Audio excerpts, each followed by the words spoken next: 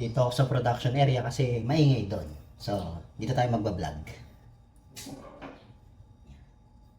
Paalis na ako. At naisip ko tong vlog na to. Siyempre, execute ko kagad. Baka makalimutan ko pa. Usaping ano to? Usaping walang puhunan sa negosyo. Alam niyo naman, di ba? Nakaraan, nag-post ako ng looking for business partner. Walang puhunan. Pwedeng umpisahan. Walang pera yon ha. Walang pera. Ang kailangan ko doon, flexible, masayahing tao, willing maghintay ng resulta, handang mapagod para sa negosyo. Kasi wala naman instant. Merong iilan na nag-chat sa akin. Merong iilan nag-comment. Pero yung mga iilan na yon na nag-comment at nag-chat, hindi talaga interesado. Interesado sila pero hindi sila willing magtiyaga. Ayaw nila ng execute kagad. So ngayon, naisip ko to i-vlog at naisip ko tong i-explain kung paano para sa mga interesado, magkaroon na rin sila ng idea. Kung ayaw nila sa akin may pag-business partner, okay lang. Kung sa sarili nilang diskarte, gusto nilang gawin yon, wala rin problema. Pero sa ngayon, handa akong ituro kung paano ito. Meron din ako nakadiskusyonan about dun sa negosyong walang puhunan. Imposible daw. Umaandar daw ang negosyo dahil sa puhunan. Umaandar daw ang negosyo dahil sa perang involved. Mahirap daw makapag-start ng negosyo kung walang puhunan. Pero para sa akin, basic lang yan. At ito yung tuturo ko sa inyo ngayon. At kung hindi mo pa ako kilala, ako si Kim na may ilang taon na rin sa pagnenegosyo. At handa ko i-share yung mga diskarteng ginawa ko nung nag-uumpisa pa lang ako. Sa ngayon, awa naman ng Diyos, gumagana naman yung negosyo ko. At meron na rin po akong dalawang negosyo na umaandar naman at kumikita. So sa hindi po nakakakilala sa akin, ako si Kim, isang kadiskarte at kanegosyo nyo. Pero bago yan, meron akong kwento. Bago ako nag-start magnegosyo, isa akong empleyado. Empleyado na nagsisikap araw-araw, empleyado na masipag, hindi tamad. Nung nag-start ako magnegosyo, unang negosyo ko ay kulambo. Yes, tama kayo. Kulambo. Yung kulambo na yon, naisip ko pang solusyon sa problema ng mga katrabaho ko. Na habang nakaupo ako at pinapanood yung mga katrabaho ko na nilalamok. Kasi nung time na yon, walang kuryente. Yung structural niya bago pa lang. Yung site na yon bago pa lang. So, napakadami pang basura. Napakadami pang kalat. Talagang wala pang kuryente. As in, walang kuryente. Sobrang hirap nung araw na yun. Napakadaming empleyado nun. Mga construction worker. Kasi, building. So, dalawang warehouse pala yun. Dalawang warehouse na ginagawa namin sa Batangas. Sa Lima Technopark, Batangas City. Dalawang warehouse yun na pinapatayo. So, ang dami. Mga kagamitan, mga binuldoser na lupa. So, sobrang dilim. Walang kuryente. Tapos, ang pinakamahirap pa nun, may bagyo. Malakas na hangin. So, ang hirap makatulog dun sa site kasi sobrang daming lamok. Tapos ang dami pa namin plus wala pang kuryente. Imaginin mo, bawat tulog mo sa araw-araw ay kinakagat ka ng lamok. Kahit hindi nga gabi, maraming lamok. So, habang nakaupo ako at pinapanood ko yung mga kasamahan ko sa site na yon na nilalamok, nakaisip ako ng isang solusyon at problema. Problema sa lamok, solusyon paano kami makakatulog ng maayos. At ito na nga, umandar yung critical thinking na meron ako. Inisip ko kung paano solusyon yung gagawin ko. Nung panahon na yon, mahigpit talaga sa Lima, sa Technopark. Sobrang higpit dun. Bago ka makalabas sa gate, sa main gate, kailangan mo ng gate pass. Tapos, sasakyan. Bumabagyo nga. So, walang company car na pwedeng sumundo at maghatid sa labas. Merong mga diskarte yung ibang empleyado dun na dumaan sa likod sa masukal na damuhan. Dadaan sa sapa bago siguro may mga dalawang kilometro o 3 kilometro yung layo. Napakalayo. Dadaan ka pa sa sapa Ngayon, nung una, syempre takot ako. Imagine mo, pag lumabas ka doon at nahuli ka ng gwardiya, tanggal ka sa trabaho. Kung meron ka pang bitbit, sabihin ng gwardiya ninakaw mo sa site yun. Pag minalas-malas, kulong ka pa. Nakakatakot dun lumabas. Pero yung iba talaga sanay, dumadaan dun. Madaling araw pa lang, gabi, pagising pa lang sa umaga, para bumili ng kape, sigarilyo, o alak, ganon. Pagkain, kasi nga ang hirap Ang hirap doon, bago pa lang yung site eh. Wala pang kantin, wala pang barracks na maayos. So, sumama ako doon. Nilakasan ko yung loob ko. Dahil sa kagustuhan kong kumita. At wala rin kasing trabaho doon. Pending kami nung, plus lockdown pa. O nga pala, lockdown nung panahon na yun. Ang lakas ang hangin. Walang kuryente. Grabe, yung pinagdaanan namin doon. Kung si CR ka nga eh, ibabalot mo lang, tapon. Wala. Talagang empty pa yung lugar na yun. Kundi kung mga tiles lang, mga bakal, ayun lang yung meron doon. Ngayon, ito, sumama ako doon. Sumama ako doon sa mga grupo na yon na lumabas. Nilakasan ko yung loob ko. Napagdesisyonan ko, humanap ng isang tiyangge, nakakausapin para ibenta yung kulambo nila. Wala akong pera. Walang pera. Tanging lakas lang ng loob ang meron ako. Tanging lakas lang ng loob para kausapin sila. At kapal ng mukha, syempre. Kailangan matibay talaga ang mukha mo kung gusto mong mag-start ng isang negosyo. Dali-dali ako lumabas. Kahit putikan yung paam, makate yung binte, dahil sa mga damo. Sige, punta ako doon. Pagtapos doon sa ano na yun, nung nakalabas kami, masaya ako, nakalabas, hindi kami nahuli. Humanap kagad ako ng mga tiyangge. Tiyangge doon sa labas ng Technopark na possible na magtiwala para ibenta ko yung kulambo nila. So nakipag-usap ako doon. Ate, boss, ba pwede nyo akong pagkatiwalaan? Sa site po kasi namin, may problema kami. Napakadaming lamok, walang kuryente, walang tubig, lahat, wala talaga. Kung ako po pagbibigyan nyo at magtitiwala po kayo sa akin, okay lang po ba na umorder ako sa inyo ng kulambo? Wala po munang bayad. Babayaran ko po pagka nabenta ko na po sa loob ng 5 ng site sa mga kasamahan ko sa trabaho. Wala nagtiwala. Siyempre, yung iba, nagdududa pa yon. Sino ba naman ako? Tsura ko noon, napayat ko, tapos nakapang-construction worker ako, putikan ako, di ba? Dumaan kasi ako sa likod, di ba?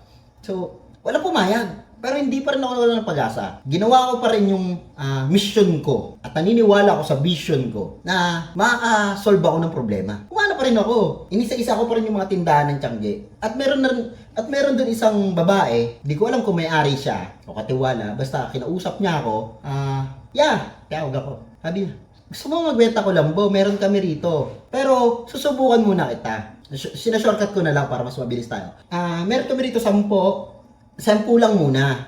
Ibenta mo to. Ang halaga nito, 120. 120 isa. Single na kulambo. 120. Ibalik mo na lang sa amin yung bayad pag nabenta mo to. Syempre tuntua ako. Napakasarap. Pangit ko nun. Tsura ko nun mukhang magnanakaw pero ibinenta ko yun. May nagtiwala dun. Diba? Tuntua ako. Nangako ako dun sa may-ari or dun sa babae na ibabalik ko talaga. Ibabalik ko yung payment nun. Siyempre, nasa isip ko na rin yung kumita ako. Kung magkano yung patong na ilalagay ko dun. Walang pera, magdinegosyo ako eh. So, pabalik na kami. Struggle na naman. Challenge na naman to. Papasok na naman kami dun. Siyempre, ayaw na naman namin mahuli. Napakahabang nakaraan na naman to. Dala-dala ko naman si Kulambo. Nung awa ng Diyos, nakapasok kami. Solve ang problema. Ang inuna kong bentahan, yung mga kasamahan ko, kadikit ko, bumili sila sa halagang 160 pesos. 120 yung sa akin nung may-ari, may 40 pesos ako. Kada isang kulambo. No choice sila. No choice. Kasi unang-una, kailangan nung panahon na yun. Kailangan yun eh. Hindi sila makakatulog ng maayos, malaki yung problema nila kasi pag naghubad ka, malamang populbusin ka ng malamok eh. So di sila ang init, walang kuryente. Bili kagad sila. Sold out kagad yung kulambo. Tuwan-tuwa ako. Ngayon, nung naubos yun, marami pa rin naghahanap sa akin. Napakadami. Laki nung site na yun eh. Dami naghahanap, boss, may kulambo ka pa dyan. Baka pwedeng pabili. Merong gusto umutang, pero hindi ako pumayag kasi nga, una, inutang ko lang din yung kulambo. Nilakasan ko ulit loob ko. Pero sa pagkakataon na to, ako na lang mag-isa lumabas. Hindi ko na inisip kung matatanggal ako. Ang gusto ko lang, makasolve ng problema. Hindi ko na inisip kung anong mangyayari. Bumalik agad ako doon sa babae na nagtiwala sa akin. Binigay ko yung bayad doon sa 10 kulambo. Tapos, umorder uli ako. At sa pagkakataon to, 20 na ang dala kong kulambo. Papasok sa loob. Siyempre, tonto ako. Benta uli. Imagine, ubus ka agad. Wala pang 2 oras. Kung hindi ako nagkakamali, sold kagad yun. Binili kagad yun. Paldo. Ang ginawa ko ulit. Lakasan ulit. Kinabukasan, lakasan ulit. Uli ng loob. Buti nga, walang nagsusumbong sa akin eh. Kung may nagsusumbong sa akin, tapos talaga ako. Pero, Binabaliwala ko yun. Ang gusto ko kasi makapagtinda, makabenta at kumita. At ginawa ko yun dahil gusto ko makasolve ng problema. So, ayun na. Lumabas uli ako. Sa pagkakataon na yun, 30 na dala ko. Tiwalang-tiwala na sa akin yung may-ari na bigyan ako ng mas marami. Kumukuha pa nga sa ibang tindahan para ibigay sa akin So, yun. Benta uli. At yun ang nangyari. Ang pagtatapos doon, kumita ako ng 2,500 pesos. Dahil sa kulambo. At may istorya pa doon. Paano ko pa pinaikot yung 2,000 pesos na yun. Yung 2,500 pesos na yun. Hindi doon nagtatapos yun. Hanggang sa ngayon. Pwede ba mag-umpisa ng walang puhunan? Yes. Kung merong lakas ng loob at talino, kapal ng mukha, kayang-kaya yan. So ito ang mga practical tips para makapag-umpisa ka rin ng walang puhunan. Alam ko magagawa mo to. Maraming gustong magsimula ng negosyo pero nauudlot kasi napakadaming dahilan. Tama? Wala akong puhunan, mahirap, di ba? Kasi ang gusto nila instant. Pero guess what? Maraming negosyante ang nagsimula talaga sa wala. Nagsimula talaga sa walang puhunan. Nagsimula talaga sa walang nilalabas na pera. At kung paano, pakinggan mo to. Sa vlog na to, tuturo ko sa iyo yung pre-selling o yung pre-order. Pwede mong gawin yan. Pwede ka mag-pre-sell. Pwede ka mag-pre-order. Yung mga paraan na yan para kumita, hindi para gumastos. Kasi unang-una, walang puhunan, it doesn't mean walang chance. Meron. Ang puhunan mo ngayon ay oras, idea, tsaka lakas ng loob. Huwag ka na muna mag-isip ng mga problema na mahirapan ka. Ang una mong solusyonan, yung idea mo ngayon. Kung paano mo gagawin na kahit walang puhunan. Pangalawa, huwag kang mahihiyang magbenta. Magbenta ka.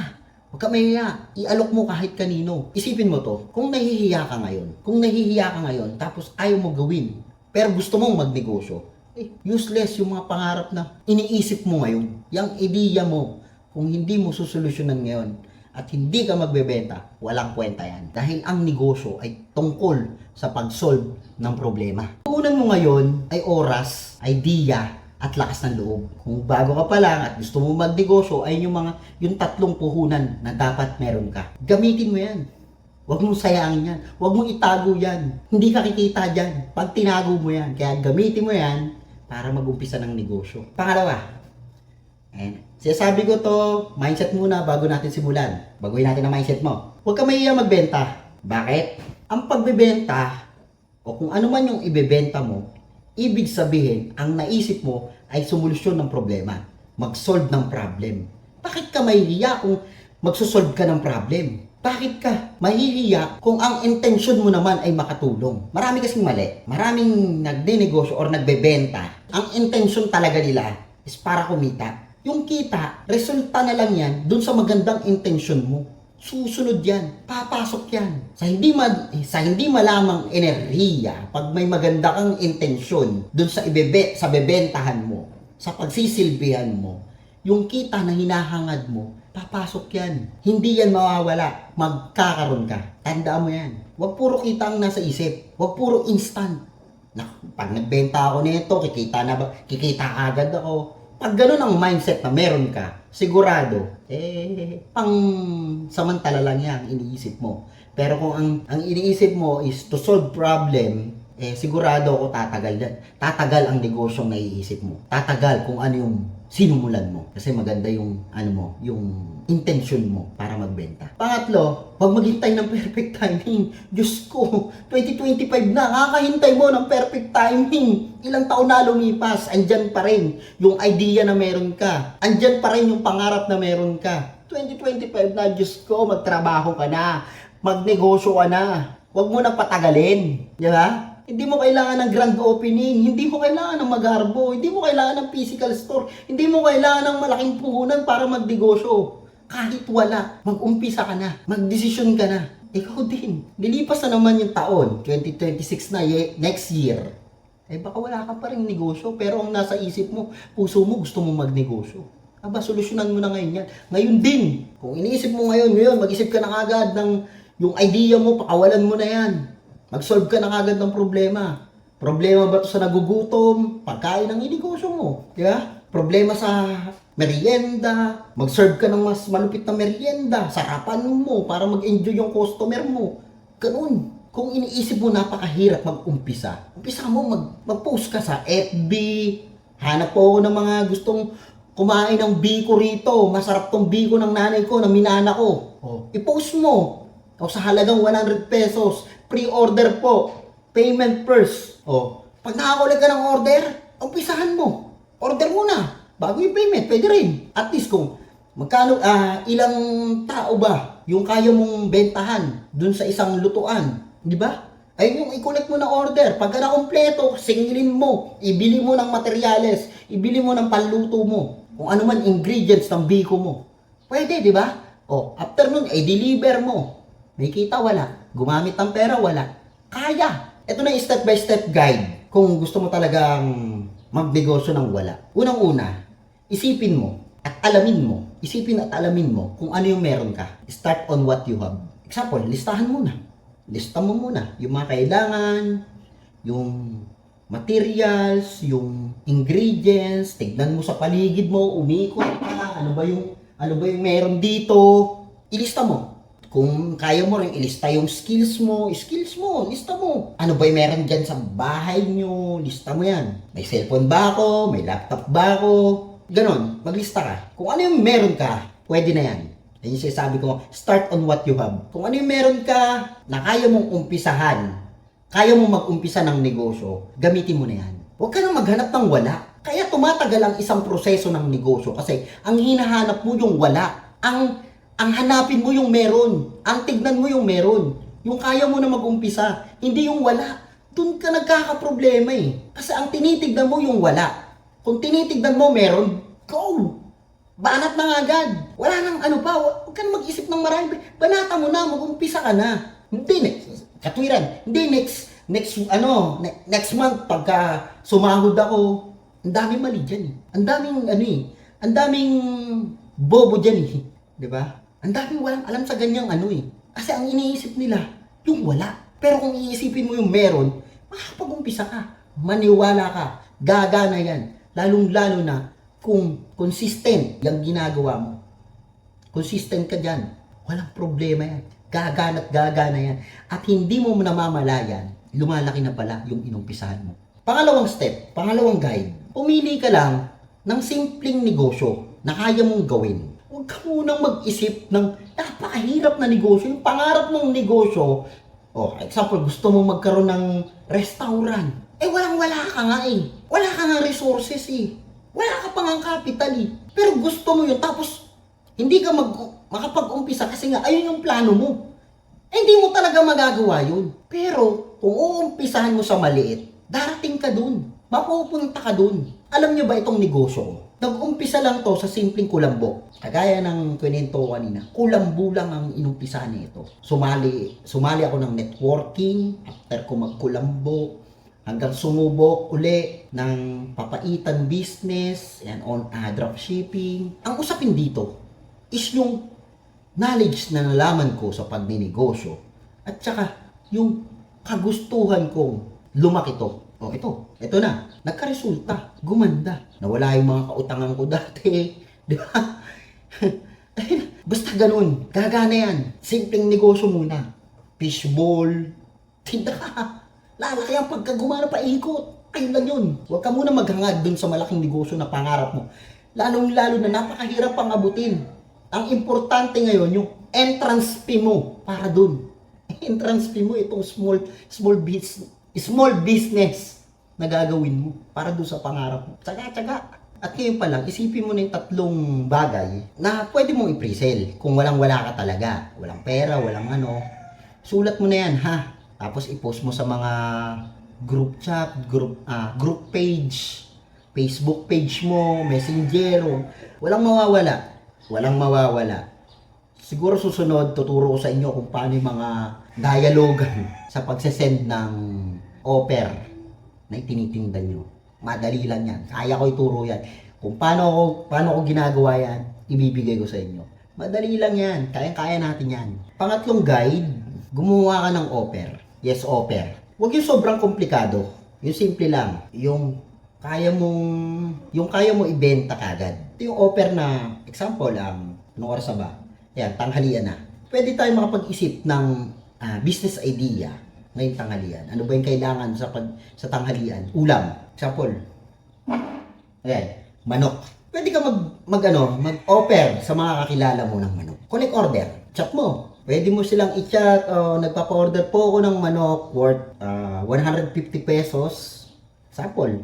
150 pesos. Pero ang kuha mo lang sa planta, 120, di ba? May 30 pesos ka. 150 pesos yung manok, order ka na. So, collect order uli. Yeah? Strategy. Collect order. Ilang piraso ba yung manok sa isang bag? O, pag nakompleto mo yun, sengilin mo, di ba? O, tanghaling tapat. Pwedeng ganun. Collect orders. Pwede mong gawin yan. Strategy. Paano magkapera? Paano pumera? Ano pa ba? Kung hindi ka sanay magtinda ng mga pagkain sa gamit. Example, gamit. Harap ka sa marketplace or sa group page na naghahanap ng kung ano-ano. Example, relo. Naghahanap na relo. Nakakita mo post. Relo. Kausapin mo yung nag-post na yun. Ano po, magkano po ba yung prepare nila? Ano po klaseng relo? Pag nag-usap kayo at nagkasundo kayo, ngayon, ang gawin mo, ikaw yung humanap ng relo. Humanap ka relo. Pag nakahanap ka nagbebenta ng ganong relo, sabihin mo sa kanya presyo, pero pinatungan mo niyo. Ganong technique. Kaya yun. Minsan tuturo ko sa inyo yan. Minsan tuturo ko sa inyo yung technique na ganyan tungkol sa mga gamit. Kayang-kaya yan. Buy and sell, di ba?